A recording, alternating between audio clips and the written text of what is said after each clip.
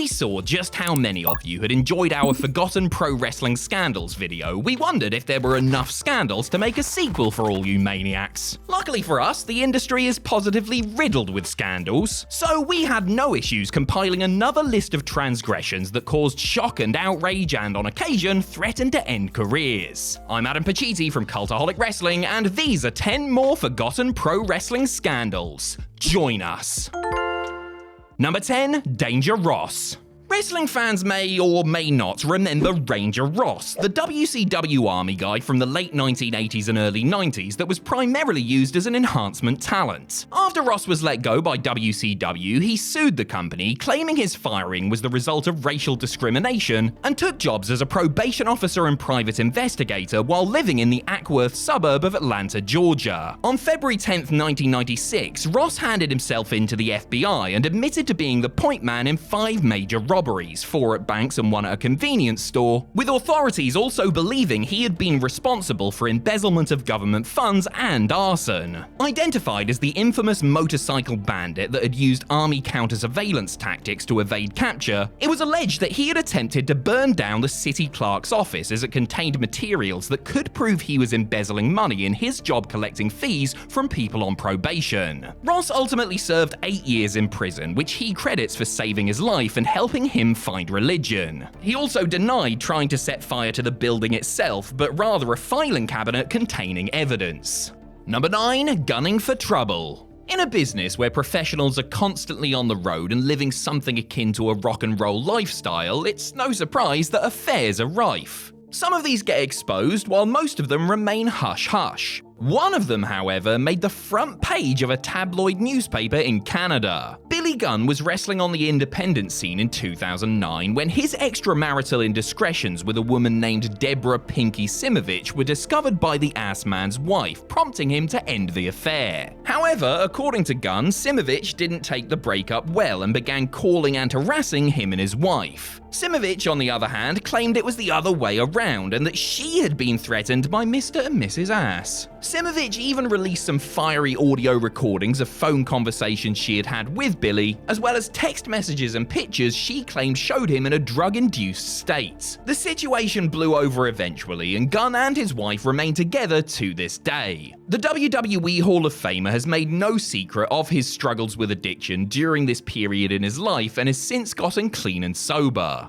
Number 8, Death by Customs. While attempting to board a flight to Tokyo, Japan on January 4th, 1988, Steve Williams was detained by US Customs agents who found a miniature pharmacy stashed within his clothing and luggage. 3 grams of coke in his pants pocket, 22 grams of pot in a sock, 2 grams of mushrooms and assorted barbiturates in a fanny pack, along with 241 steroid tablets and 28 milliliters of injectable steroids in his suitcase. Dr. Death, or should that be Dr. Feelgood, was released on a $25,000 bond and restricted from traveling outside of the United States. Later, when Williams couldn't be located, a warrant was issued for his arrest. He was ultimately found in Seattle and promptly arrested, facing a $250,000 fine and 18 months in prison. Amazingly though, because it was his first offense, he got off with a warning. However, the incident clearly didn't deter his drug smuggling ways, and in 1995, he was caught with marijuana in his possession at Narita Airport. You might think that pales in comparison to the stash he had been busted with years earlier, but Japan are a lot stricter with penalties when it comes to drug offenses. It was only thanks to All Japan President Giant Baba that Williams was allowed to return to the country after a 1-year ban.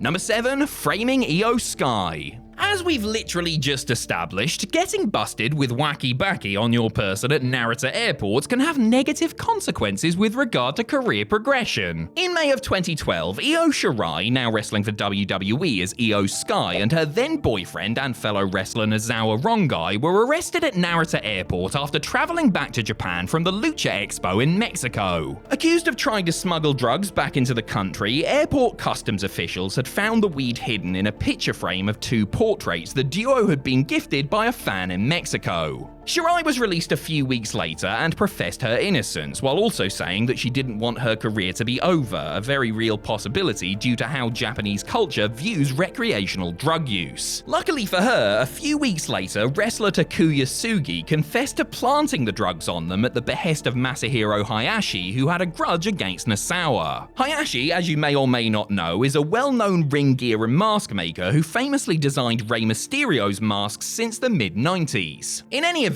it was Sugi's career that suffered, while Shirai was able to resume hers without issue. Number 6, a giant misunderstanding. One of the drawbacks of being a famous professional wrestler is having to deal with the occasional unruly fan. Most of the time, these encounters are harmless, if not a little bit annoying, but every now and again, they turn physical. At 6'6" and 220 pounds, 30-year-old fan Robert Sawyer wasn't exactly a small man, but then again, he wasn't exactly big when standing next to Paul White. Sawyer ran into White, then wrestling for WCW as the Giant, at the Marriott Hotel next to the Nassau Coliseum following a house show on December 29, 1998. Sawyer badgered White and performed an obscene gesture, then, when asked to stop, tried to push him. Naturally, that didn't end well, as the future Big Show sparked him clean out, breaking his jaw in the process. The incident was caught on hotel CCTV, yet White was still booked into court on charges of third-degree assault. After explaining how it went down and claiming self-defense, the judge sided with the wrestler and the charges were dropped, and there were also plenty of witnesses who corroborated White's version of events. It may have come to a favorable resolution for him, but the case had lingered for months and White had jumped over to WWE by the time he was acquitted.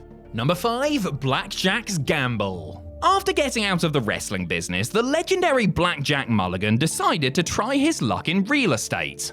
As sometimes happens with that volatile industry, things didn't quite work out as Mulligan had planned, and he found himself in a bind. Looking to make some quick cash in the final week of 1989, Blackjack and his son Kendall Windham attempted to sell over $1 million worth of counterfeit $20 bills for around $250,000. The people they met with, however, turned out to be undercover law enforcement agents who had been keeping an eye on the scheme that apparently involved 14 other people. Just prior to being busted, Mulligan had supposedly paid wrestlers who performed on a show he promoted in the Bahamas with the phony money. In May of 1990, Blackjack was sentenced to 2 years in prison, while Kendall got 27 months, with both getting 2 years of probation following their sentences. Everyone else, the rats who cooperated with investigators according to Mulligan, got 6 months. This had a knock-on effect for Blackjack Mulligan's son Barry Windham, who was wrestling for WWE as the Widowmaker at the time, but quit the company following the scandal. Number 4, MECW. Main Event Championship Wrestling was one of the several promotions that emerged following the demise of ECW and WCW in early 2001. Put together by a businessman named John Collins, MECW looked to fill a void and made a lot of lofty claims about who they had signed, television network interest, and how they were going to change the wrestling industry. Their August 11th debut show drew 1,300 people to the former ECW arena, thanks to the free entry and, to be fair, a few big-name stars on the bill. Somewhat predictably, many of the wrestlers who worked for Collins' next show in Indiana had issues, with some not being paid their fees and other finding that their flights home hadn't even been booked. A few of the wrestlers actually confronted Collins at his home, demanding to be paid. When the checks began to bounce, though, Collins went and faked a heart attack and the promotion soon went bankrupt. The kicker? Collins was eventually sentenced to 71 months in prison and ordered to pay $291,000 in restitution after receiving funds from business partner Gary W. Stroud, a Canadian who was under investigation for scamming people worldwide out of millions via a series of internet pyramid schemes.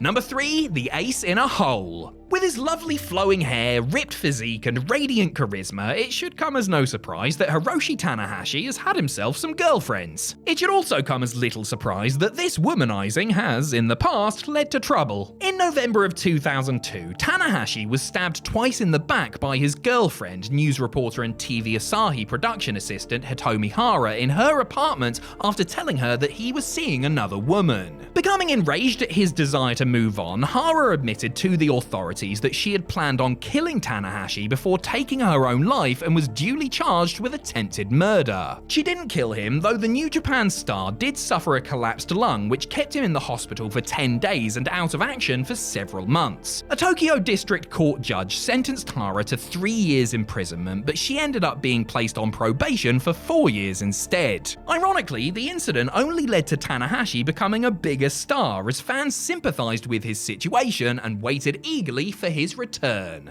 Number 2. Unsaintly behavior. Like his father, the legendary El Santo, El Hio Del Santo was a major babyface star in Lucha Libre. The son of the Saint, however, almost had his reputation destroyed way back in 1993. At the time, El Hio Del Santo was in the middle of a bitter divorce from soon-to-be ex-wife Sylvia Tovar. Seeking to gain custody of their 2 children, Tovar released the couple's divorce papers to the press, which included 2 allegations of domestic assault. Adding insult to injury, she also released pictures of her estranged husband unmasked, revealed his hidden identity as Jorge Guzman, and to top it all off, released a picture of El Santo unmasked as well. Considering El Santo had requested to be buried in his mask, this was considered particularly vindictive by some. The story was front-page news for the Mexican tabloids, and El Hijo del Santo's home promotion, AAA, had to actually pay wrestling magazines for favourable coverage that made Tovar out to be a spiteful gold digger. Despite some magazine covers proclaiming the scandal to be the end of the legend, the masked man's career continued to flourish afterwards.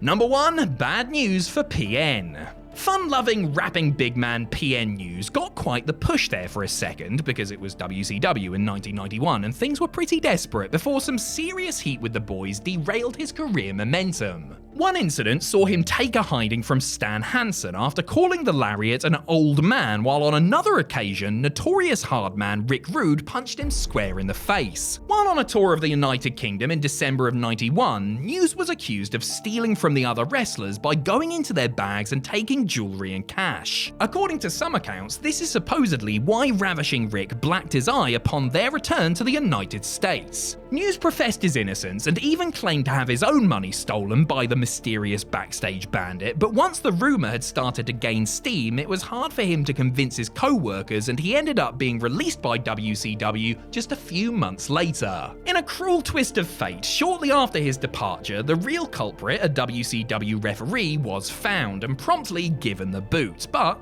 not Rick Rude's fist.